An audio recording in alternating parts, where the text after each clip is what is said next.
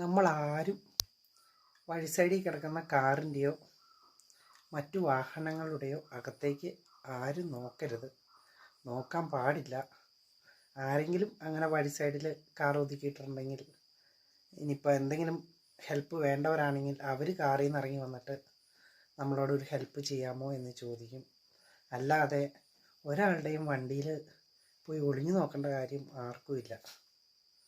അങ്ങനെ ഒളിഞ്ഞു നോക്കിക്കഴിഞ്ഞാൽ ചിലപ്പോൾ നാണം കെട്ട് ചില പിള്ളേരുടെയൊക്കെ അവസ്ഥയാവും. പറഞ്ഞിട്ട് കാര്യമില്ല.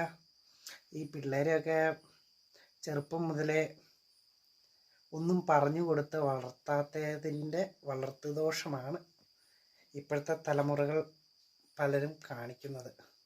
അപ്പോൾ അതുകൊണ്ട് പിള്ളേരെ ചില കാര്യങ്ങളൊക്കെ പറഞ്ഞ് മനസ്സിലാക്കി വളർത്തിയാൽ വീട്ടുകാർക്ക് കൊള്ളാം.